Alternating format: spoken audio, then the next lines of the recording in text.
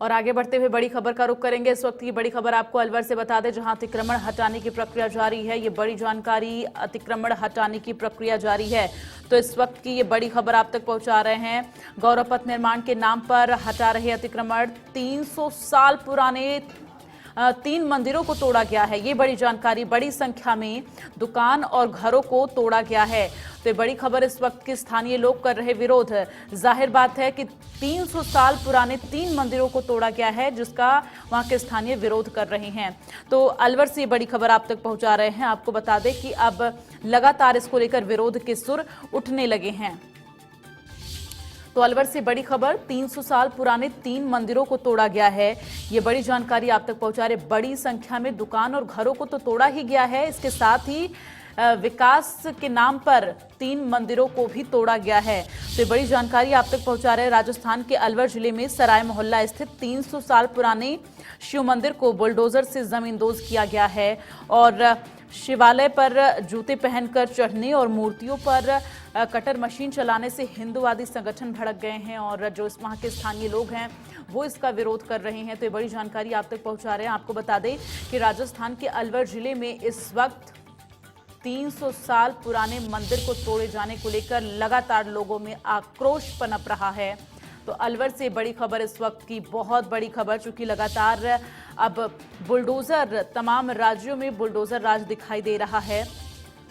उत्तर प्रदेश, दिल्ली, मध्य प्रदेश, इन तमाम राज्यों के बाद अब आपको बता दें राजस्थान से तस्वीरें सामने आई हैं, जहां पर अतिक्रमण हटाने को लेकर बुलडोजर चला। लेकिन ये बुलडोजर किसी घर पे नहीं, ये तस्वीरें आपको दिखा रहे। देखिए किस तरह से 300 साल पुराने मंदिर को तोड़ने के लिए बुलडोजर चला है। तो ये तस्वीर आप देख रहे हैं। आपको बता दें कि शिव मंदिर को बुलडोजर से जमींदोज कर दिया गया। 300 साल पुराना ये मंदिर बताया जा रहा है, जहां पर इस वक्त आप देख रहे हैं ये बुलडोजर चल रहा है।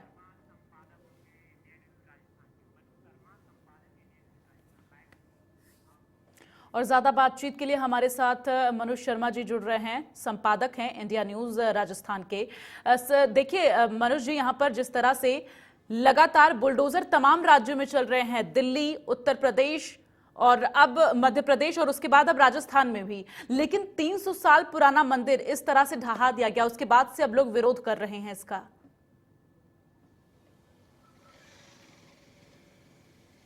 देखिए डिप्सी, बताएंगे कि राजस्थान के अंदर अलवर के राजगढ़ का ये मामला है। राजगढ़ में 17 तारीख से ये कार्रवाई चल रही है। वहाँ पर एक गौरव पथ बनाया जाना है, उसको लेकर के वहाँ पर आज की तारीख में राजगढ़ के अंदर भारतीय जनता पार्टी का बोर्ड है, यानी जो लोकल जो निकाय है वहाँ पर, जो नगर पालिका है उसके अंदर, राजगढ़ के अंदर भारतीय जनता पार्टी का बोर्ड है। और जब ये गौरव पथ का निर्माण किया जाना था तो वहाँ पर 34 पार्षदों ने इस पर हस्ताक्षर किए थे और साफ तौर पर कहा था कि इस अतिक्रमण को हटाया जाना चाहिए। लेकिन सबसे बड़ी जो बात निकल करके सामने आ रही है, अगर कहीं पर भी अगर बीच में मंदिर आता है तो उसको सम्मानजनक तरीके से पहले दूसरी जगह चिन्हित की जाती है कि वहाँ पर मंदिर बनवा दिया जाए, दूसरा मंदिर के लिए जमीन चिन्हित कर ली जाए, तीसरा जो वहाँ पर जो मूर्तियाँ हैं उनको सम्मानजनक स्थिति से वहाँ से हटा करके उनको दोबारा से पुनर्स्थापित किया जाए, उन मंदिरों में नए मंदिर बने।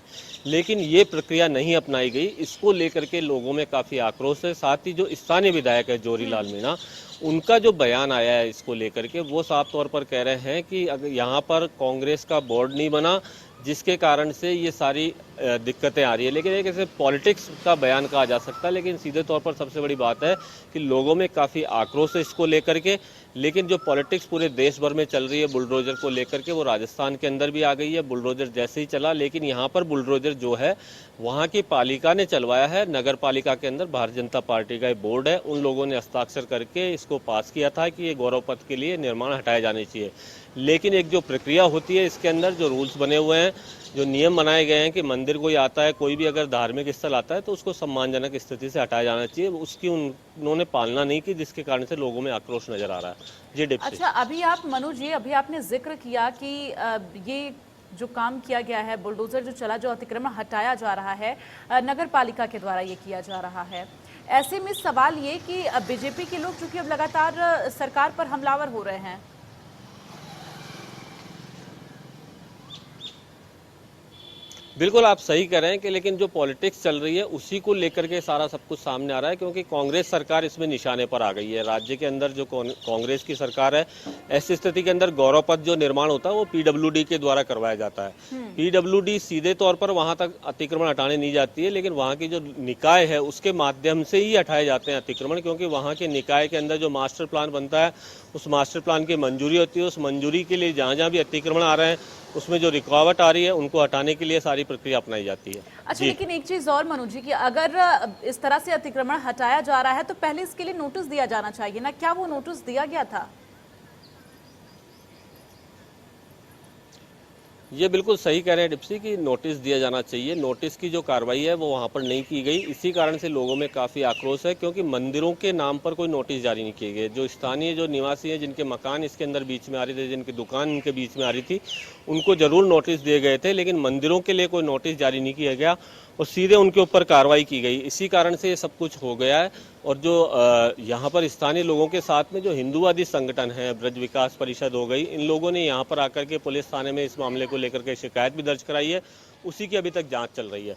जी अच्छा मनु जी, देखिए यहाँ पर ठीक है, अतिक्रमण हटाने के लिए अगर टीम पहुंची हुई थी तो जो वहाँ के स्थानीय लोग हैं उनका आरोप ये भी है, उनका ये भी कहना है, इसलिए भी उनमें आक्रोश है कि मंदिर के अंदर शिवालय पर जूता चप्पल पहनकर इस तरह से वहाँ पर लोग पहुंचे और मंदिर ढहाने का काम किया गया, तो जाहिर तौर पर इससे लोगों में नाराजगी तो पनपेगी ना।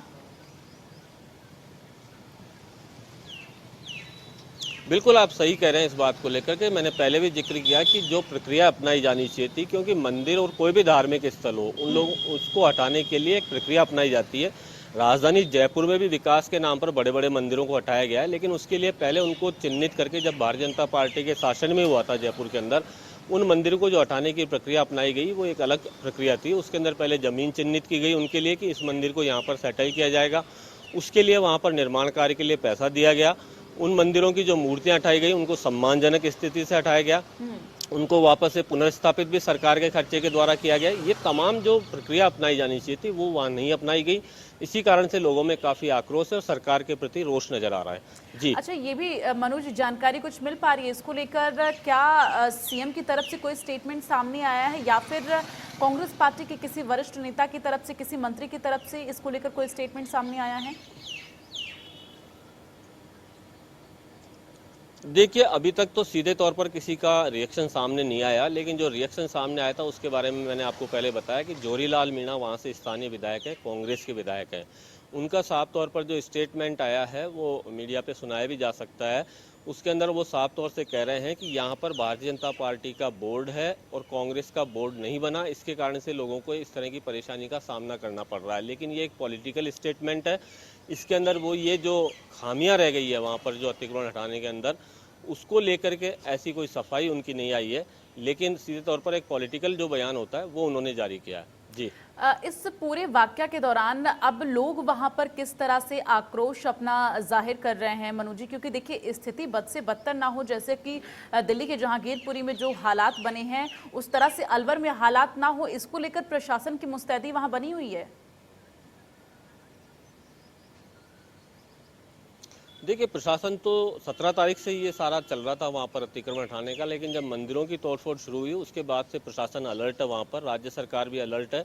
राज्य सरकार की जो जिला कलेक्टर अलवर लगता है उसके अंदर, उन लोगों को साफ तौर से सरकार की ओर से ताकीद है कि कोई इसी तरह की कोई भी धार्मिक उन्माद ना फैले, इसके लिए लोगों के साथ में समझाइश करके इस मामले को शांत किया जाए। वहाँ पर प्रशासन के जो SDM हैं उनको निर्देशित किया गया है कि लोगों के साथ बैठ करके बातचीत करें और इस मसले को सुलझाए। जी अच्छा मनु जी, देखिए जिस तरह से यहाँ पर लगातार अब जो लोग हैं वो आक्रोश जाहिर कर रहे हैं, तो सिचुएशन खराब ना हो ऐसे में लोगों को समझाने की कोशिश की जा रही है, क्योंकि देखिए यहाँ पर 300 साल पुराना मंदिर अगर तोड़ा गया है तो जाहिर तौर पर जो धार्मिक लोग हैं, जो हिंदू धर्म के लोग हैं, उनकी भावनाओं को आहत किया गया है।